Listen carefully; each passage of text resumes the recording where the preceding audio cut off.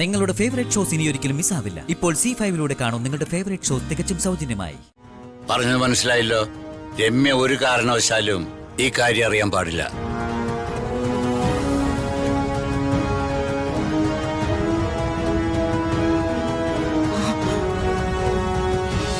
അച്ഛന് ഇഷ്ടമുള്ള കുറേ സാധനങ്ങള് സമ്മാനമായിട്ട് തന്ന് അച്ഛനെ സർപ്രൈസ് ചെയ്യിക്കണം.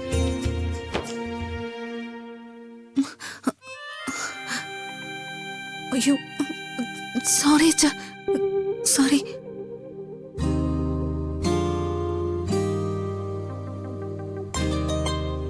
ഋതിക, അച്ഛനെ ശല്യം ചെയ്യാതെ മിണ്ടാതിരിക്കും. അച്ഛൻ ഉറങ്ങണ്ടേ?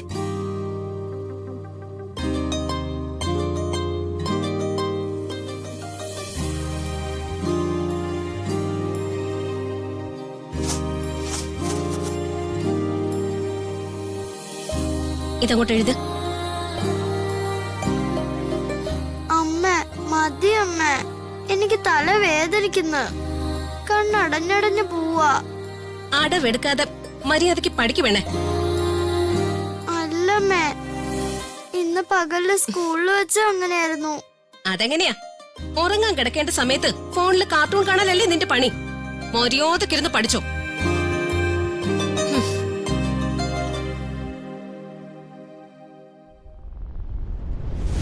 അതാ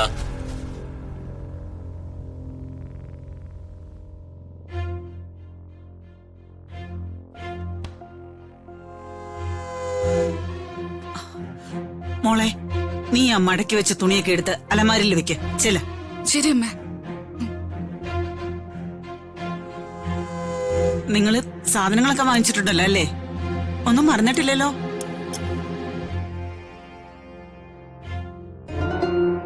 വേണുവേട്ടാ, എന്താ ഇത്? അവളെ നിങ്ങളിങ്ങനെ പേടിപ്പിക്കുന്ന എന്തിനാ? പാവല്ലേ അവള്? പാവോ? നീ എന്നെ കൊണ്ടൊന്നും പറയിപ്പിക്കല്ലേ. നീ എന്റെ മുഖത്തെ ദേഷ്യം മാത്രമേ കാണുന്നുള്ളൂ.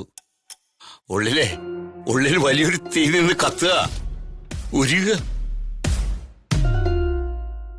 എന്റെ മനസ്സിന്റെ പെടച്ചിലും നിനക്ക് പറഞ്ഞ് മനസ്സിലാവില്ല.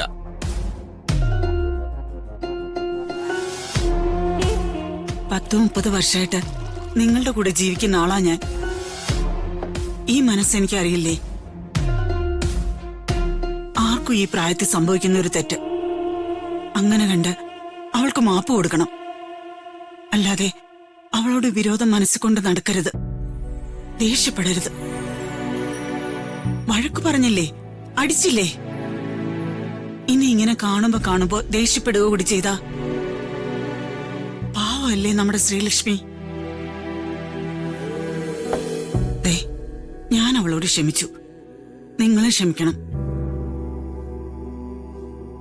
മനസ്സിൽ ഇഷ്ടം തോന്നിയ ആളെ വിവാഹം കഴിക്കൂന്ന് പറഞ്ഞ് അവള് വാശി പിടിക്കുന്നില്ലല്ലോ. അവളെല്ലാം വേണ്ടാന്ന് വെച്ചു. നമ്മുടെ അവസ്ഥകളൊക്കെ മറന്ന് പ്രവർത്തിച്ചതിന് മാപ്പും ചോദിച്ചു. ഇവിടെ സംഭവിച്ചൊക്കെ നമുക്ക് മറക്കാം. എല്ലാം പഴയതുപോലെ. ഇതെന്റെ അപേക്ഷയാ. ശരി, എല്ലാം നീ പറയുന്നത് പോലെ. രാജു ഒന്നും അറിയരുത്. അവന് ചിലപ്പോ ഇതൊന്നും സഹിക്കാനാവില്ല. നമുക്കാവുന്ന വിധം നന്നായിട്ട് എത്രയും വേഗം ശ്രീയുടെ വിവാഹം നടത്താം. ആ രമ്യ നടന്നൊന്നും അറിയരുത്. രമ്യ ഇതറിഞ്ഞ അവളത് മുതലാക്കി രാജുവുമായിട്ടുള്ള വിവാഹം നടത്താൻ ശ്രമിക്കും. രമ്യ രാജുവിന് പറ്റിയ പെണ്ണല്ല. അവരുടെ വീട്ടുകാരുമായി ഒത്തുപോകാൻ നമുക്ക് പറ്റില്ല. രാജുവിന്റെ ജീവിതത്തില് രാജയോഗമുണ്ട്. നീ നോക്കിക്കോ, അവൻ വലിയ നിലയിലെത്തും. അങ്ങനെയുള്ളവന്റെ ജീവിതത്തില് രമ്യയല്ല ജീവിത പങ്കാളിയായിട്ട് വരേണ്ടത്.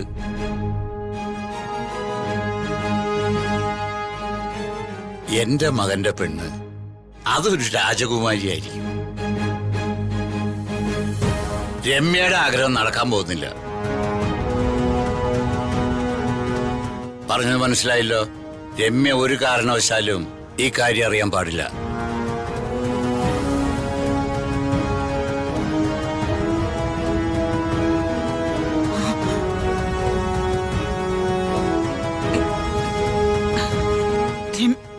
മോളോ? മോളെപ്പോഴാ വന്നത്? ഞാനിപ്പോ വന്നതേ ഉള്ളൂ. ആ,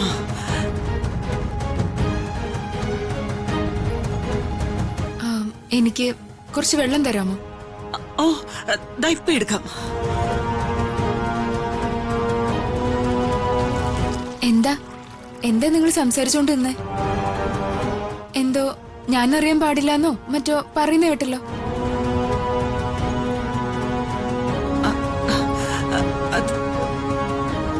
അത് കുറച്ച് കാശിന്റെ ആവശ്യം ഉണ്ടായിരുന്നേ. രമ്യമോൾ അറിഞ്ഞ പിന്നെ അപ്പൊ തന്നെ കാശുമായിട്ട് വരും. അതൊന്നും വേണ്ട, രമ്യമോളൊന്നും അറിയണ്ടെന്ന് വേണുവേട്ടൻ പറയായിരുന്നു, അല്ലേ? അതെ. രമ്യ എന്തിനാ എപ്പോഴും ബുദ്ധിമുട്ടിക്കുന്നേ? അതിന്റെ ആവശ്യം എന്താന്ന് ചോദിക്കായിരുന്നു. അല്ല, നിങ്ങൾ നുണ പറയാ. സത്യം എന്താണെന്ന് പറയൂ രാധമ്മേ. എന്നോട് മറച്ചു വെക്കാൻ മാത്രം എന്താ ഇവിടെ സംഭവിച്ചേ? ഇന്നലെ മുതൽ ഞാൻ ശ്രദ്ധിക്കുക, നിങ്ങളുടെ മുഖത്തൊന്നും ഒരു സന്തോഷവും ഇല്ല. ശ്രീ ആണെങ്കിൽ എന്തോ ബാധ കയറിയ പോലെ മാറിയിരിക്കുന്നു. ദേ, എന്താണെന്ന് മര്യാദയ്ക്ക് പറഞ്ഞോ. അയ്യോ മോളെ, നിനക്ക് വെറുതെ തോന്നുന്നതാ. ഇവിടെ നീ അറിയാതെ എന്തുണ്ടാവാനാ? അല്ല, എന്തെങ്കിലും ഉണ്ടെങ്കിൽ തന്നെ നിന്നോട് മറച്ചു വെക്കുന്ന എന്തിനാ?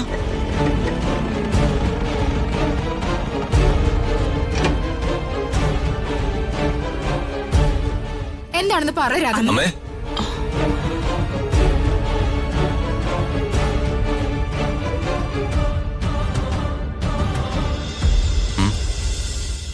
എന്താമ്മേ?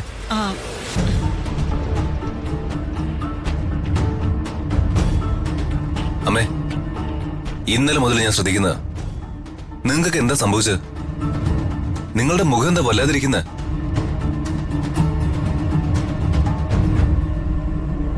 അമ്മേ, ഇവിടെ വേറെ പ്രശ്നങ്ങളൊന്നുമില്ലല്ലോ? ഏയ് ഇല്ല മോനെ, നീ മുറിയിലേക്ക് ചെല്ല്.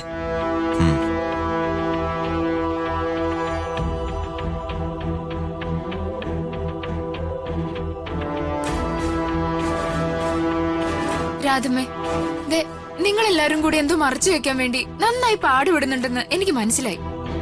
ദേ, ആ രഹസ്യം എന്താണെന്നേ ഈ രമ്യ കണ്ടുപിടിക്കില്ലെന്നാണോ രാധമ്മ കരുതുന്നേ? രാധമ്മയ്ക്ക് ഈ രമ്യ നന്നായിട്ട് അറിയാലോ. എന്താണ് കാര്യമെന്നേ ഈ രമ്യ കണ്ടുപിടിച്ചിരിക്കും.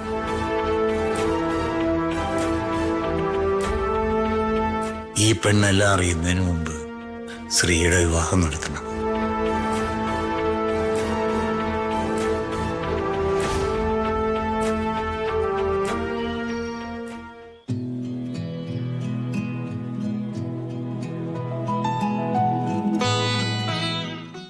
ഡൗൺലോഡ് ചെയ്യൂ C5 ആപ്പ്. കാണൂ എല്ലാ എപ്പിസോഡുകളും സൗജന്യമായി.